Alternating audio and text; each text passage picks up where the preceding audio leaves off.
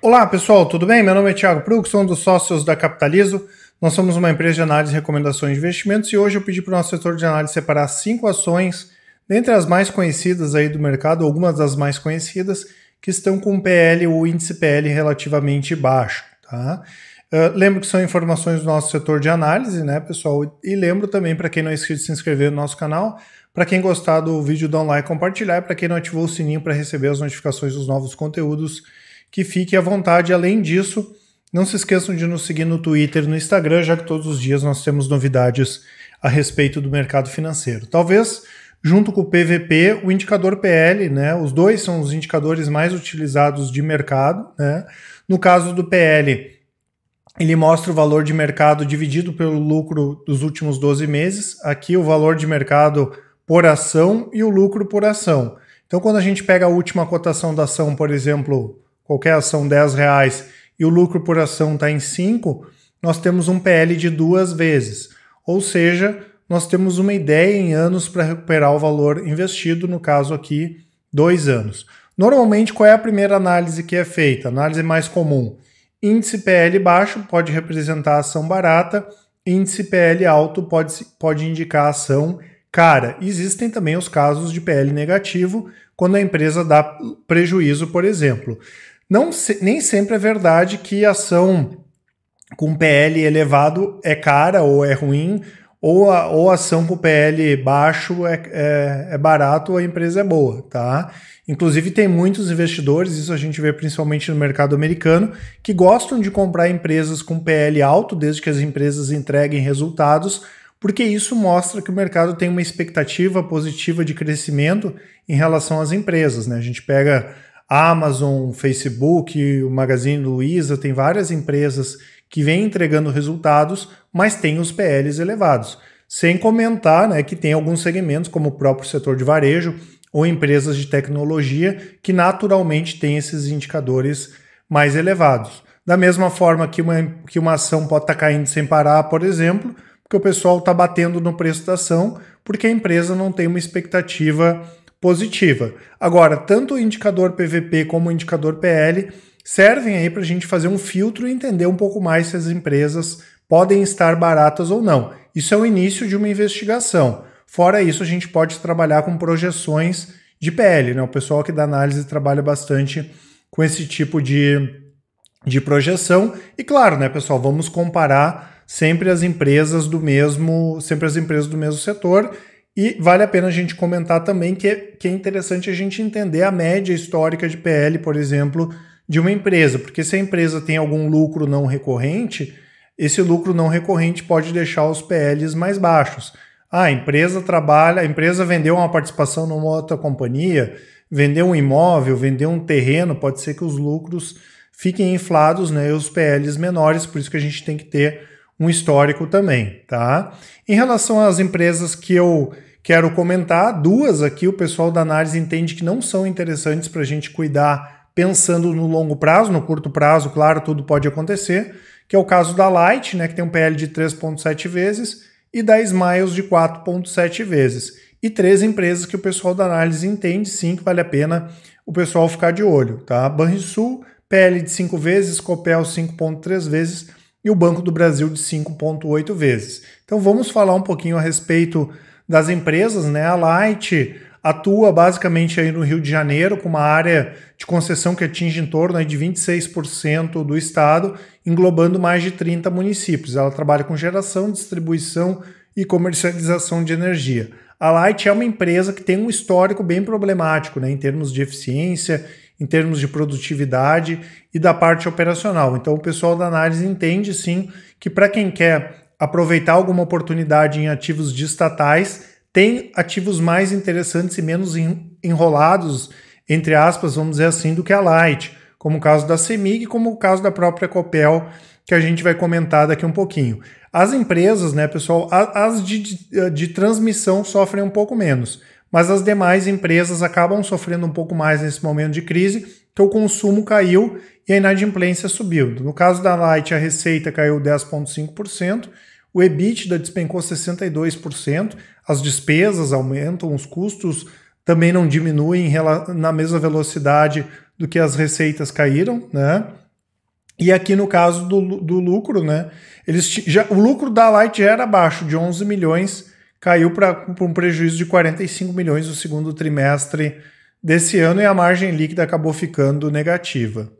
Outra empresa que o pessoal da análise recomenda ter distância para o longo prazo nesse momento é a Smiles. Né? Smiles é um dos maiores programas de fidelidade do Brasil, é controlada pela Gol e tem em torno aí de 17 milhões de participantes, além de parcerias com bancos, administradores de cartão, postos de gasolinas, hotéis e assim por diante. Um dos grandes motivos, né, pessoal, é justamente em relação a essa questão do controle por parte da Gol. É uma tendência mundial dessas empresas não terem capital aberto, tanto que a gente viu a múltiplos sendo comprada, né, foi feito fechamento de capital por parte da TAM, e o segmento de turismo, viagens e o setor aéreo vem sofrendo bastante na crise. Né? Quando a gente pega a receita que caiu quase 80%, de 278 milhões para 56, a mesma coisa, né? Nós tivemos, apesar de serem empresas mais enxutas, os custos não diminuíram e as despesas não diminuíram na velocidade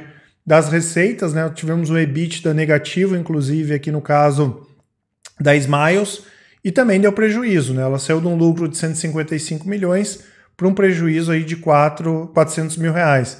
E aqui a gente vê pela margem do ano passado que é um negócio que dá dinheiro, né? Tanto que justamente por isso que a Gol, aqui no caso que é a controladora, está de olho aí na Smiles. Lembrando que a Smiles fez uma compra de passagem antecipada da Gol, que ficou nas entrelinhas do mercado, que só foi feito esse negócio porque a Gol é a controladora da Smiles, até porque não faria nenhum sentido fazer compra de passagem antecipada nesse período que a gente está vivendo agora. Né? Os minoritários entraram com pedido para fazer uma assembleia, inclusive a Smiles, para barrar esses contratos, né? A Smiles e a Gol pediram para a CVM barrar essa assembleia. A assembleia acabou acontecendo, mas como a Gol controla a Smiles, né? A Smiles acabou rejeitando esse pedido dos minoritários. Então é um ativo que está um pouco fora do nosso perfil, tá, pessoal? Para recomendações de longo prazo, mas como eu falei, daqui um pouco para quem tem uma visão diferente ou quer aproveitar alguma oportunidade de curto prazo, pode ser uma boa. E aqui a gente entra nos ativos que o pessoal da análise entende que vale a pena ficar de olho. O primeiro deles é o Banrisul, Banco do Estado do Rio Grande do Sul.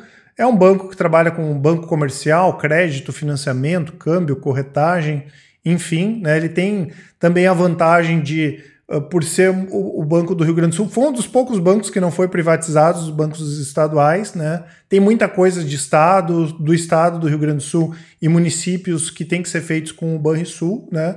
E é um banco que tem um histórico bem interessante aí de pagamento de dividendos, né? Inclusive é um dos maiores pagadores aí dos últimos anos de dividendos, tá? Os resultados vieram fracos também, né, pessoal? Tivemos margem financeira caindo, tivemos receita de serviços caindo, apesar do aumento na carteira de crédito, no caso do Banrisul, cresceu 5% em relação ao mesmo período do ano passado, e como aconteceu nos outros bancos, as despesas com devedores duvidosos subiram bastante. A inadimplência, né, pessoal, ainda está estável nos bancos porque houve um afrouxamento nos pagamentos.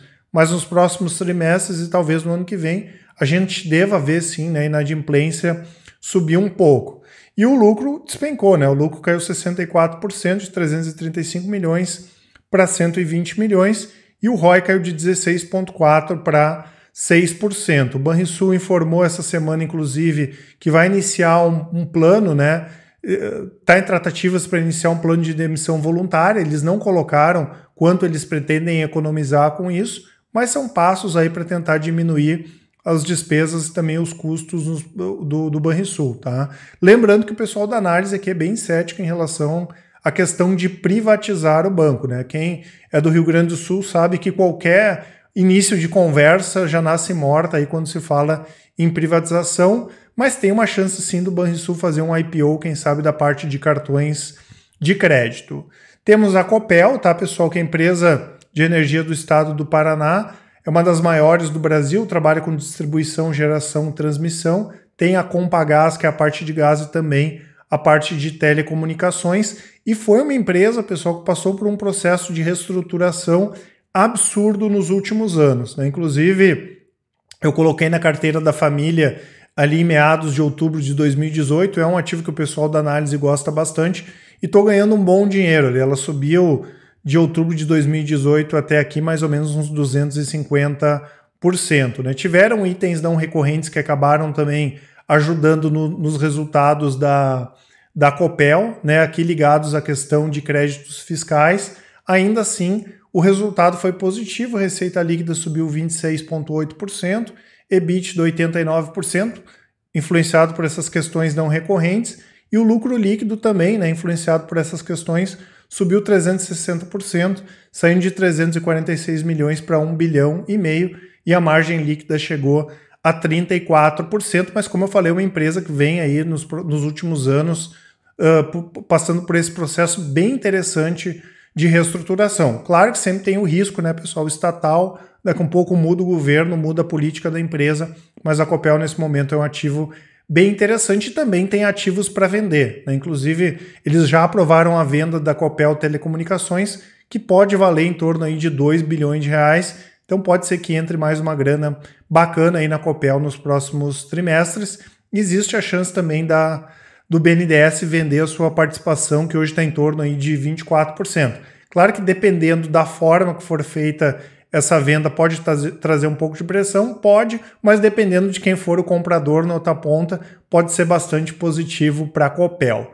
E para finalizar, o Banco do Brasil, né, pessoal, talvez o banco mais barato hoje, quando a gente compara com Santander, compara com Banrisul, compara com Itaú, compara com Bradesco, né? É controlado pelo governo federal também vem num processo de melhoria de gestão nos últimos 36, nos últimos 24 meses, principalmente, e é um banco que tem forte presença no agronegócio, né? Que em momentos de crise normalmente é o segmento que tem menos inadimplência. E quando a gente pega o setor de agricultura, por exemplo, a expectativa do PIB da agricultura é até crescer esse ano, né? Enquanto o PIB no geral aí vai ter uma baixa significativa.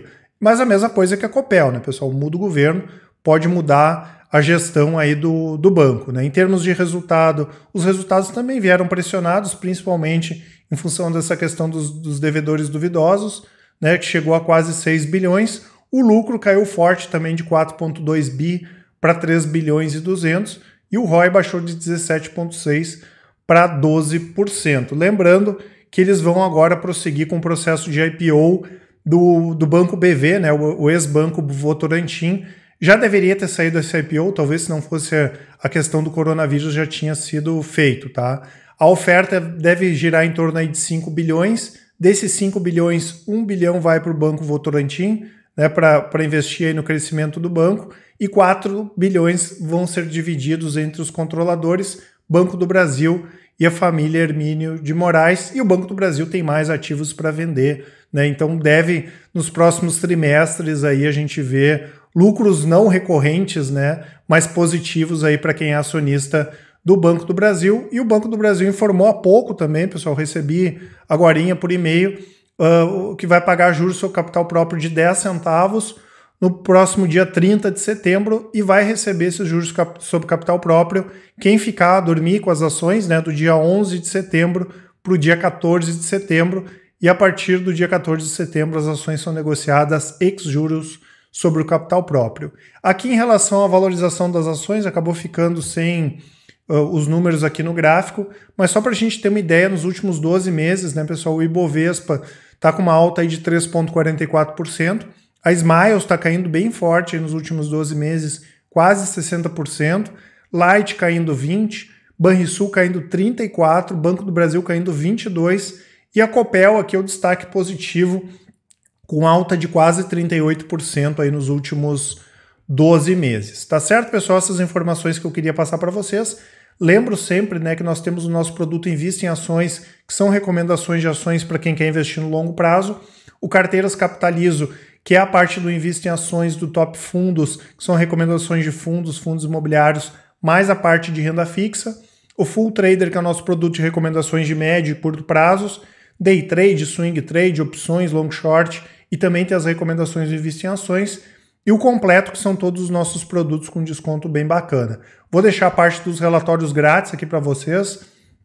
Tem aqui a melhor ação da Bolsa, o resumo dos resultados do segundo trimestre, Tem aqui um relatório do HGLG 11. Então, para quem quer ter uma ideia de como funciona uma análise fundamentalista, e tenho certeza aqui que bem embasada, pode dar uma olhada aí nos nossos relatórios. E além disso, todos os nossos contatos, né, pessoal? Quem quiser dar uma ligada para a gente para bater um papo, mandar um e-mail para a gente ou nos chamar no WhatsApp para tirar as dúvidas, nós estamos 100% à disposição. Um abraço a todos e até mais.